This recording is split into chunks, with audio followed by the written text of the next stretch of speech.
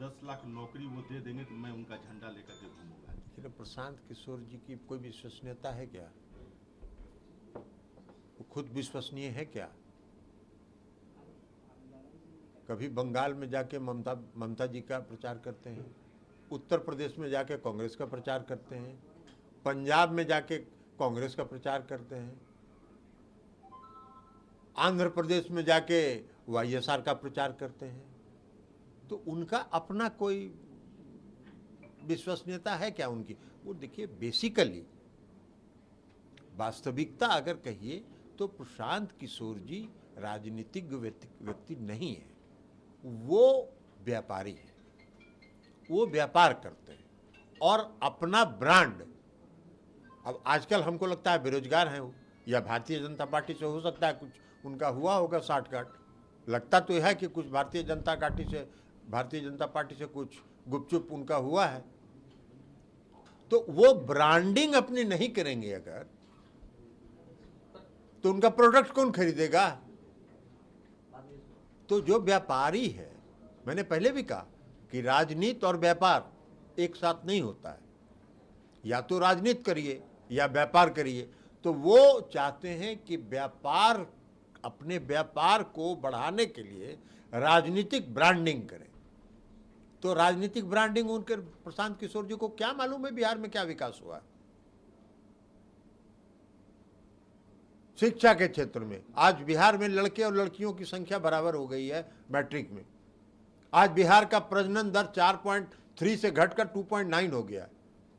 National राष्ट्रीय औसत 2 है, 2% का राष्ट्रीय औसत है। मुख्यमंत्री जी लड़कियों को शिक्षित करने पर जोर दे रहे हैं। साइकिल योजना उन्होंने चलाई प्रोत्साहित करने के लिए, लड़कियों को स्कूल जाने के लिए। मुख्यमंत्री जी ने पोशाक योजना चलाई लड़कियों को प्रोत्साहित करने के लिए, और आज उसका परिणाम है कि मिल रहा है। ये तो डाटा को बताता है कि प्रजनन दर घटाना है तो लड़कियों को शिक्षित करना पड़ेगा, और उस पर मुख्यमंत्री जी ध्यान दे रहे हैं। बिहार में सड़क, कौन ऐसा इलाका है, प्रशांत किशोर जी घूमते होंगे ना, बिहार में घूमे हुए कहीं नहीं है। वो पटना में आते हैं, यहाँ ब्रांडिंग करते हैं, अपना ऑफिस में एसी कमरा में बैठ के, यहीं से फिर दिल्ली चले जाते हैं, कभी बंगलोर चले जाते हैं। उनका जहाँ जहाँ अपना बिजनेस रहता है वहाँ वहाँ वो जाके देखते रहते हैं। बिहार को देखा कहाँ? बिहार का कोई ऐसा इलाका है? कल मैं आया मधुबनी से, और फुलपरास से हम 6:30 में चले और 10 बजे पटना पहुंच गए। 3.5 घंटा में फुलपरास से पटना आ गए। यही था बिहार। तो बिहार में जो विकास हुआ है, हर क्षेत्र में काम हुआ है। भारत सरकार बड़ा उनका ब्रांडिंग है। भारत सरकार ने बिहार में जो हर घर बिजली की योजना, 7 निश्चय की जो योजना चलाई, 2015 में चलाई, और 2015 में जो उन्होंने योजना, वो भी कहेंगे कि हम ही कराए। तो यही ब्रांडिंग है ना। तो जो उन्होंने हर घर बिजली पहुंचाने का काम 2015 में माननीय मुख्यमंत्री नीतीश कुमार जी ने किया, उसमें महागठबंधन की सरकार थी। 2017 में उसको भारत सरकार ने अडॉप्ट कर लिया। तो बिहार का मॉडल है ना ये। हर गांव के गली और नली का पक्कीकरण, यह बिहार का मॉडल है ना। हर घर नल का जल, यह बिहार का मॉडल है। माननीय नीतीश जी का मॉडल था ना 2015 में, जिसको 2019 में मोदी जी ने देश भर में लागू कर दिया। महिलाओं को सशक्त करने के लिए मुख्यमंत्री नीतीश कुमार जी ने महिलाओं को सबसे पहले दिया 50% पंचायती राज व्यवस्था में और नगर निकाय में आरक्षण। उसके बाद पुलिस की नौकरी में उन्होंने 35% का आरक्षण दिया। बिहार के अलावा कोई देश में कोई ऐसा राज्य है जहां इतनी बड़ी संख्या में महिलाएं आपको नजर आएंगी पुलिस फोर्स में? बता दीजिए हमको जरा। उसके बाद हर सरकारी सेवा में, चाहे वो क्लास 1 हो, क्लास 2 हो, हर सरकारी सेवा में 35% का आरक्षण उन्होंने दिया महिलाओं को। महिलाओं के सशक्तिकरण के लिए, ग्रामीण महिलाओं के सशक्तिकरण के लिए उन्होंने जीविका योजना चलाई। 10 लाख से ज़्यादा आज जीविका समूह है पूरे बिहार में। 1 करोड़ से ज़्यादा महिलाएं उससे जुड़ी हुई हैं। भारत सरकार ने जब उसको देखा जीविका को, तो उसको आजीविका के नाम से शुरू कर दिया पूरे देश भर में। तो नीतीश मॉडल ये है। प्रशांत किशोर जी को कहां से नजर आएगा? वो व्यापार के नजरिया से देख रहे हैं। अब ये सब बात वो नहीं बोलेंगे, उनकी ब्रांडिंग नहीं होगी तो कौन उनको व्यापार देगा? तो जिस तरह व्यापारी अपने प्रोडक्ट को मार्केट में लॉन्च करने के लिए ब्रांडिंग करता है, उसी तरह प्रशांत किशोर जी ब्रांडिंग कर रहे हैं। राजनीति को और व्यापार को अलग अलग रखिए। आप व्यापारी हैं, व्यापार करिए, राजनीतिक ज्ञान मत दीजिए। आरसीपी सिंह भी निकल पड़े हैं आज से। छोड़िए ना, वो स्टाफ है, पहले भी कर चुके हैं। क्या है भाई, 2010 के पहले उनका कोई सुनता? बोलने के लायक भी थे, वो एक अधिकारी थे ना। तो जिस व्यक्ति ने, माननीय मुख्यमंत्री नीतीश कुमार जी ने उनको इस लायक बनाया कि वो आज कुछ बोल रहे हैं और आप लोग उनका नोटिस भी ले रहे हैं, ये किसका देन है? आप लोग जो उनका नोटिस ले रहे हैं, आज जो उनका बाइट लेने के लिए खड़ा हो जाते हैं, किसका देन है ये? राजनीतिक कार्यकर्ता कभी रहे क्या? वो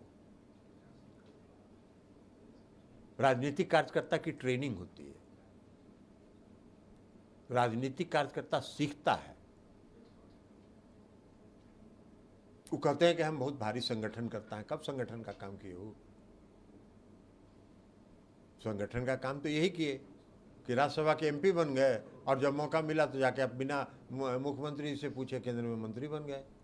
यही राजनीतिक कार्यकर्ता, ये राजनीतिक कार्यकर्ता का काम है। तो जो स्वार्थी हो, जो जिसको बनाया उसके प्रति भी वफादार नहीं हो, उनको बनाया किसने?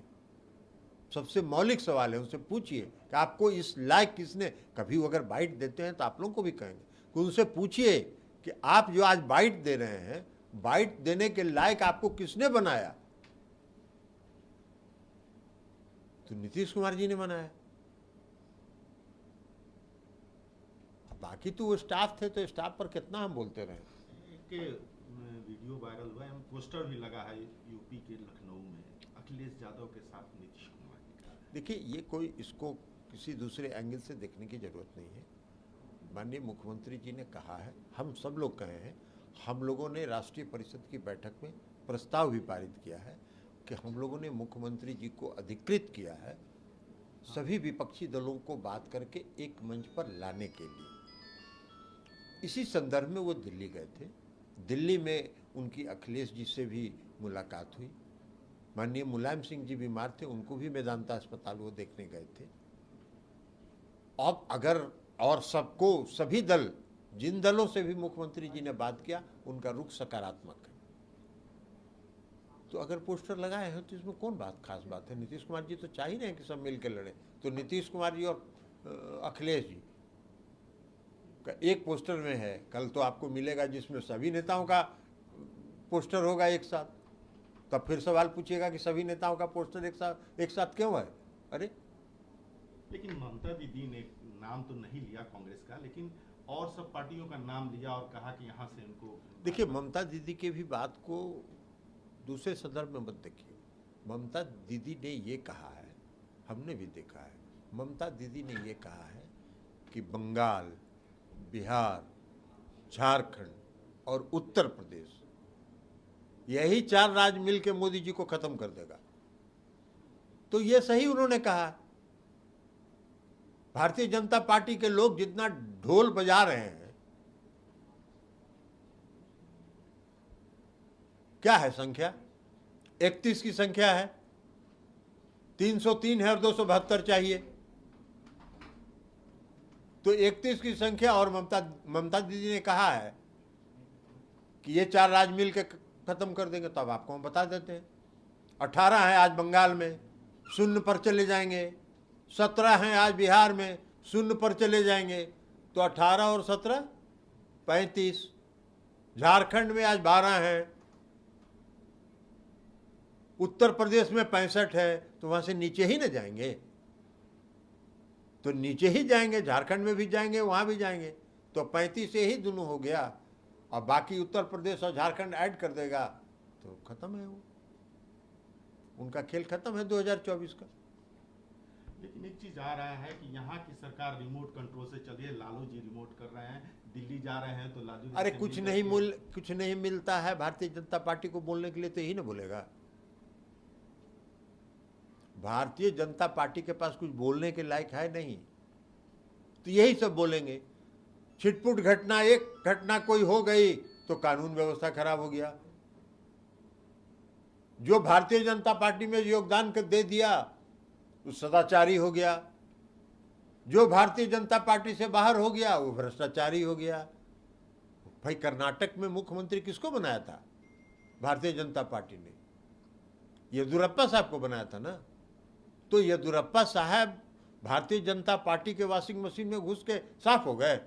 अरे श्वेत पत्र जारी करिए ना, कितना उन पर मुकदमा था, कौन कौन मुकदमा था। तो भ्रष्टाचारी और सदाचारी का परिभाषा जो अपने ढंग से भारतीय जनता पार्टी पेश कर रही है, उसका अलग बात है।